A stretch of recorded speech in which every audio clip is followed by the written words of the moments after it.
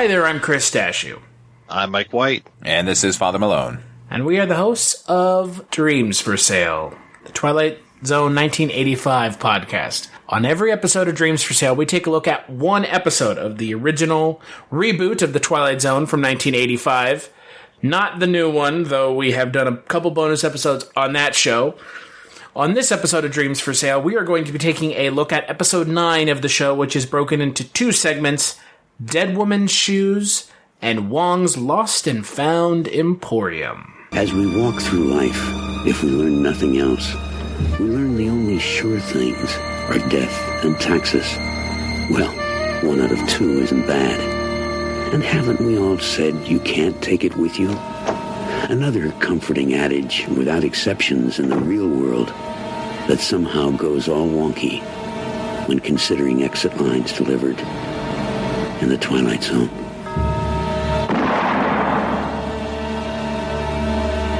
Dead Woman's Shoes aired along with Wong's Lost and Found Emporium on November 22nd, 1985. It is directed by Peter Medak. It is based on the teleplay and story by Charles Beaumont, actually based on an episode called, I believe, Dead Man's Eyes. No, that is the rebooted version. The original is Dead Man's Shoes, and there is another reboot of this episode called Dead Man's Eyes in the 2002 version of the show. And this version of the story is written by Lynn Barker. I'm curious what y'all thought first, but I'm curious what you guys thought first, for sure. Well, it's interesting to see a dowdy Helen Mirren as the gangster, I guess gangster's mall, I suppose. Is he a gangster? Somehow this man got this wife killed and her shoes get donated to charity, and Helen Mirren puts them on, this kind of dowdy lady that works at a thrift store, and then she becomes the much more glamorous, which we know Helen Mirren can do very well, this glamorous mall, who then goes after the husband a little bit. And then there's a maid involved too. So it was okay. I mean, I was like, okay, the shoes have the spirit. So, all right. Yeah, I thought this episode was terrible. Wow, okay, well, there you go. Look, you compare it to the original Chuck Beaumont Dead Man's Shoes, where it is all about gangsters in that one. It's about a gangster who gets rubbed out, and his shoes end up with a hobo who puts them on, and the shoes imbue him with the dead man's soul, and he goes back for revenge. But the gangster who killed him in the first place kills him again. But before he does, he says, I'm never gonna stop. And the shoes end up like yet again on somebody else who's coming back for revenge. This one, as you said, it's just about a sort of a wealthy fellow played by Jeff Tambor who murders his wife, and the shoes end up at this thrift store where a dowdy spinster-esque character puts them on, and when she does, she becomes the dead wife, and she's seeking revenge. The cast is pretty goddamn impressive, I gotta say. Helen Mirren obviously is great. I didn't have a problem with any of the acting in it. Helen Mirren's great. Jeff Tambor's really good. Teresa Saldana, I always love seeing. Even Robert Pastorelli is this sort of creepy guy hitting on her at the thrift store. But it just felt so sort of weirdly paced, and I don't know, every time she took the shoes off, she would come back to who she was, and she didn't recognize that it was happening, nor did the wife recognize that it was happening. I don't know, it was just sort of unusual. And I gotta say, Peter Medak, he got a lot of reputation there, sort of in the independent film world during the late 80s, early 90s, and no one could stop talking about Romeo is Bleeding, which I think is just an okay movie. His shot list in this episode is just sort of really laborious, man. We get it. It's about shoes. Stop showing us people's feet. It kind of felt like a Tarantino movie for a while. Anyway, what do you think, Chris? I'll tell you this much. I thought that the 2002 version of this story is somehow better than this version, which is... Shocker, right? Because this is really bland and boring, and laborious. I would say is probably the right word to use. It's just there's not much to it. The original is obviously the better version. Period. They don't really they do some different stuff. with it. You know, there's kind of that about halfway through the episode, the twist that, oh, Jeffrey Tambor killed his wife. And that's kind of the whole... did we not know that? I mean... Telegraphed from the opening. Right. I mean, but like they're trying to play it up as a twist when she's like, wow. And you killed your wife, me. And it's like, yeah, okay, yes, got it. Like, yes, obviously. Why else is this going on? There has to be a reason that this is going on. Obviously, if you have familiarity with the source material, that's going to be obvious from the get-go. But it felt like they were trying to be, they thought that they were being clever, if that makes sense. Oh yeah. But again, like if you have seen the original episode or have any kind of experience with the story, because again, this is a retelling of another, you know, better episode. It's not creative. It's not good. It's just, you know, it's kind of, it feels like a waste of Helen Mirren's time in regards to it being a waste of Jeffrey Tambor's time. Who cares if anyone wastes that guy's time? Because that guy's a piece of shit. You mean you're going to go off on Jeffrey Tambor? I don't. Trust me, I don't have to. Everyone else has done a good enough job as it is. We already did that once on our Tales from the Crypt podcast. So the one episode I was on, I think. Exactly. Yeah. And this is also Jeffrey Tambor with hair. So actually, that was the episode you were supposed to be on, Mike. Yes. Oh, okay. I thought I was on one where he was really super fat, or he's wearing a fat suit. Yeah. You were supposed to be on that episode, but we went. Oh. We ended up going like an episode like after that. That was when you were on. Okay, so, then I was on the William Hickey one. Okay, yeah. All right, I got it. But that episode is equally bad, and this is just as bad as that Chronicles from the Crypt episode is. This is just. It's just nothing. It's really nothing. It's so middle of the road that I don't know why they redid it so blandly. Like, that's the real question. Well, let's speak about the author, Lynn Barker, you know, who did the other fantastic episode, Little Boy Lost. Oh. Yes. Oof. I don't know how we're supposed to know that these ladies are maids, other than because there's two maids in this episode, other than that they are wearing like dime store French maid outfits. Spirit Halloween maid outfits. They went and got them at Party City, okay? Party City. Go back to Party City. Yeah. And the first maid has like that very like stereotypical like put upon French accent. And the other woman, the other maid, I was like, wait, did she just turn from a white lady or into a black lady? Black lady? Because they're wearing the exact same. What happened there at the end? Apparently there was another maid across the street that picked up the shoes that were left there by Helen Mirren. Yeah. So I did not get that. I was just like, what the hell just happened? Did she just change colors when she put the shoes on? Yeah, that was super confusing. I did not get that. Thank God I am not the only one who was like, what the hell is happening here? Yeah, I'm glad I'm not either. No, yeah, she put the shoes on. I was like, wait, why is she black all of a sudden? Like, what is happening? Like, what is actually happening? This episode does such a poor job of explaining everything that, honestly, I'm not surprising that the ending was as bizarre as it ended up being. So she goes in, and then we hear a gunshot. So presumably Tambor is dead. And we hear a gunshot again in the closing narration, too. Yeah. Again, I prefer the original, where it's like, I will come back, I will get you, and then we see the next homeless guy put on the shoes, and then we leave it at that. We don't need any more. Yeah, and, you know, as far as a comeuppance goes,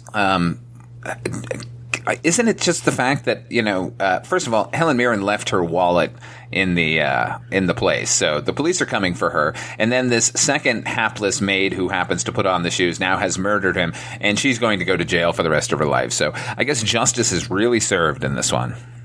Yeah.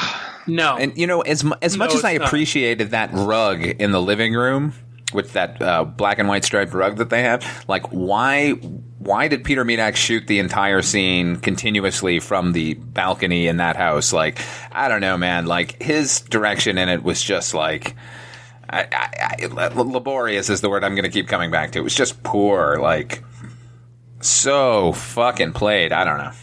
I know, Father Malone, you do not like the 2002 reboot, and I'm assuming Mike, did you end up watching? Because I know you had watched some of the 2002 reboot. Did you watch the version of this in the 2002 reboot? No, I kind of wish I had known that it was there. I would have checked it out, but I haven't made it that far yet. That version has and I kid you not, it has Portia de Rossi in it. But the twist ends up being that she can see her dead, husband's vision through the glasses, when she puts them on. And then it's kind of a telegraph twist in that as well. But it's not this, which is really lazy. They at least try something different. But again, I would agree that if we're preferring something, I would much prefer just not remaking it at all, because it's just not great. Though I'm sure the new show will remake it in some form or fashion that is thoroughly, just garbage. Maybe they'll insert CGI Rod Serling in there somehow. Well, maybe it'll be a black teen who gets shot over his sneakers, because that's very topical these days. There you go. Somehow I would not put it past the writers of that politically charged and culturally in tune show. Oh, God. Happens every day. Yeah, it does, doesn't it? It's sort of a cliche that men get better looking as they get older, and women go the opposite route. But I got to say, Helen Mirren is the rare exception where she gets better looking with age. Hell yes. He agreed. And now she's in Fast and the Furious movies, so... Hey, she's allowed. Sure. Do whatever she wants. If you say so. Yeah, man. She's in Cook, Thief, Wife, and Her Lover. She can do whatever she wants for the rest of her life. Star as Jason Statham's mom. Perfect casting. Isn't that in one of the movies? Is that a spoiler? I don't know. I haven't seen any. Me either. That's all I know, though. Maybe. I've seen them all, actually, and she is, and it's not that spectacular. She's only in that movie for maybe 2 scenes, but she's real good in it. All right. She elevates the material, as she does with this. She does. Sort of. Kind of, yeah. This is kind of a little tough to save. Yeah, agreed. So, let's talk about the next segment of this episode, Wong's Lost and Found Emporium. There is a place where everything that's ever been lost can be found again. A place where lost hopes, lost dreams, lost chances wait for someone to reclaim them. But before you can find them, first, you must become lost in the Twilight Zone. All right, so Wong's Lost and Found Emporium is directed by Paul Lynch. It is based on the story of the same name by William F. Wu, and the teleplay is done by Mr. Alan Brennert, who has been here doing teleplays a couple times now, I believe, at least 2 other times. A Little Peace and Quiet and A Message from Charity. This episode also stars Brian Tochi. Brian Tochi, you might know him better as the voice of Leonardo from the live-action Teenage Mutant Ninja Turtle movies. That's where I know him from. Or as Toshiro from Revenge of the Nerds. I thought it was an interesting concept. I'll say that much. Yeah, the concept is spectacular, and I wish they had done even one interesting thing with it. Yeah, they really need to go a little bit farther with this. I would like to go and read the short story because I have a feeling that there's more to it. I like that they were a little topical on this one, speaking about the murder of Vincent Chin, which I was overly familiar with because, as they say, it happened in Detroit, so it was all over the news when I was growing up. And so that was nice to tie in the whole reason why our main character has lost his compassion, that and several other very anti-Asian things that he had gone through in his life. So I like that he was a very angry character, though he kind of comes back to his compassion a little too easily. But, it's magic. It's a story. So whatever. Correct me if I'm wrong, Mike, but... Did not the second assailant also walk in that case? I believe he did, yes. Yeah. So it's even worse than what they represent in this show. Don't forget, folks, blatant racism doesn't just happen in 2019. It happens all the time. Isn't that just a positive thought? We'll leave you with that. But fortunately, this wasn't as, hit us over the head, possibly, as it was if we had done this in the 2019 show. Oh, my God. Kind of more of a, not necessarily a throwaway line, but it actually was like, oh, yeah, I can see why you're really pissed off. Can you imagine if they did this in the 2019 version of the show? Jesus H. Christ. It would be, the entire episode would be predicated on that one case. Yeah. God. Yeah, again, the 2019 version of the show is it's going to age so poorly, and I recently actually just had a friend of mine on Facebook watch the final episode with the CGI Rod Serling, and he has been just posting Rod Serling things for the last 3 days because he's been so angry about it. He's like, what is CBS going to do with the Man Who Fell to Earth David Bowie show? Have a CGI David Bowie show up at the end and pat them on the back and say, continue making your show? So, God, yeah. The nature with which the 2019 show approaches politically charged events and incorporating it into their storylines could really benefit from watching something like this. Because this knows how to approach things that are politically charged in a way that doesn't seem ham-fisted or overbearing. I mean, that it could have been the entire episode, but it's just kind of like, not one-off mentioned, but mentioned in kind of like a 1 to 2 minute monologue. Right. The gist of this whole thing is this shop that appears. It's kind of like that room in Hogwarts that appears when you need it. But this is a store that will appear that is filled with a bunch of creepy stuff. And I think they could have done a little bit better job on the production design, other than like, again, we're going back to Party City and grabbing some skeletons. And, I think the biggest thing was the head in the jar, but they just focus on that so much. And I think there were like several heads and several jars. I'm like, what are you guys doing? I will. The name of that room is the Room of Requirement, but it has the much more hilarious sexually charged name, the Come and Go Room. Oh, very nice. Yeah. What I found amusing was, like, it starts off with that narration. It's like, there's a place where everything you've ever lost ends up at. And I thought, well, that's a fascinating concept. Like, I can't wait to see it. But once we got there, it was all just like weird skeletons and occult objects. And I just kept wondering, where are all the sunglasses and socks?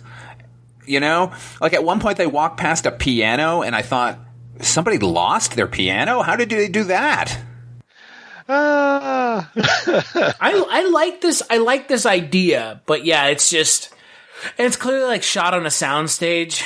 Like, it looks like it was shot on the backlot somewhere, like, in a soundstage. I kept being reminded, too, of Twin Peaks Season 3, when those globes would show up and then move to the thing that the person was missing. I kept thinking of Dougie in the casino, where he's moving from slot machine to slot machine and, making his fortune that way. But, I don't know. I was probably the only one thinking that. Yes. Okay, I'm glad that I was. Can we just talk about the writing in this episode just for a second here? Because as great a concept as it was, and that's got to go to William Wu, God bless. Alan Brennert, I know he was a consulting producer, a driving force behind the new Twilight Zone, and much credit to him for shepherding stories through that might not have gotten through. But he is a fucking terrible writer. This entire thing just felt like a radio play to me. If you had watched this without any visual, you would have gotten everything that was happening in it, and you would have missed nothing at all. There was no subtext in this story at all. It was all text. Everyone's saying exactly what they do. You meet somebody, you immediately spill your, what it is you're looking for, and then they help you, and then, it was just, I don't know. This is, maybe I'm being a little too hard on it, but it was, I never want to watch this again. Somehow I missed seeing this the first time it aired, and I'd be better off without it. Yeah, I mean, Brian Tochi is not really given much to do, and I mean, he's terrible in it. He's terrible. Yeah. He's really bad. I mean, I love the guy. I loved him in Revenge of the Nerds. I've seen him in some other things. He was on that space show. What was it, Space Patrol before this? Like, I liked him in that, but for some reason, like, from the moment he walked on screen, even after he gets his compassion back, I just kept wanting to punch him in the face. He seemed like such a whiny prick. Like, he didn't seem like he was it wasn't like some sort of moral quandary he was going through. He just seemed like an asshole. Yeah, he didn't even seem like a human being. It was just like, I am anger personified. Yeah. Can you make it through your day being that much of a dick? I mean, I guess people can. I've met people like him, but it just didn't ring true at all. Going back to what we talked about before, is it just... Look, if this were paired with another episode that were better, I don't know. Maybe I'm going down the wrong road there. Honestly, these two episodes, like these two segments together, make one of the more just kind of bland episodes of the show we've seen so far. Really bland and just kind of boring. And, like, yeah, at the end of the day, he's like, oh, now I'm the one who owns it. Like, okay. But, like, you knew that was going to be the case from the title alone. That's kind of the lame part about this episode is, like, you know how the episode's going to end. Because the title of the segment is Wong's Lost and Found Emporium. Like, so we know that he's going to be the proprietor of it eventually. Oh, but it could be the Asian lady. You never know. Oh, and wasn't she great, too? Oh my God, when she got her sense of humor back and just started laughing about everything, again, wanting to punch her right in the face. Like, he's like asking her serious questions and she's just guffawing. I'd be like, hey, bitch, trying to fucking figure something out here. Glad you found your fucking sense of humor and all, but not a laughing matter. Father Malone is not indicative of the way that the people who host this show, Dreams for Sale, speak to women. That is his choice and his choice alone. I was speaking as Wong. You see, I found a globe in here that allowed me to embody, or him to embody me for that moment. I just could not hear him without thinking of Leonardo in the Teenage Ninja Turtle movies. And that's, again, but that's your cross to bear, my friend. That's my problem, not yours. When he first finds the door and they're showing us how magical it is, because there's an exit door to the right of it where he steps out into the alley, like there's not just like a rat in the trash. There's like 12 of them. So we know that this is an alley and all these rats are swarming around. I was just looking at it, just going like, oh my God, they really paid their rat wrangler well for this one moment. They got one rat king, just one. Just one. Yeah, they really went all out. I think they just all escaped from Nim. We should have followed the rats for the rest of the episode. Well, they probably would have had something more interesting to do than sit there and complain the entire time. Ugh. I have it on my end. So, are we done with this? Yeah. So on the next episode of Dreams for Sale, we're going to be talking about episode 10 of the Twilight Zone 1985. That episode is broken up into 3 segments. One of the ones I know everyone is the most excited to talk about, The Shadow Man, The Uncle Devil Show, and Opening Day. Some pretty big heavy hitters brought on for that episode, including Rockne O'Bannon, Joe Dante, John Milius. So we're going to have a good time talking about that, even if this episode was not the greatest. Until then, where can people find you, Father Malone? You can catch my YouTube show You've Never Seen about movies and such. You can also hear me over on another podcast called Chronicles from the Crypt about Tales from the Crypt. And I guess I'm now a permanent guest host on the Culture Cast. You can hear me on any of those. What about you, Mike White? Like you, Father Malone, I have that cross to bear of being a permanent guest co-host on the Culture Cast. Hey, fuck you guys. How's that? Just fuck you. Fuck both of you. Hey, listeners, Chris's language does not speak for You're damn right it doesn't. And also, I co-host every month a podcast about Carl Kolchak called The Kolchak Tapes, which is unfortunately coming to an end. Probably like in a year or something. We still have to go, but make sure you catch it over at kolchaktapes.com. And I host a weekly podcast called The Projection Booth, which you can find at projectionboothpodcast.com. And how about you, Chris? And I host the aforementioned podcast, which was getting piled on, known as the Culture Cast, by these two gentle folk. That's a movie podcast that I do once to twice a week, depending on if there's a new movie worth talking about or just another movie about CGI lions being re-released.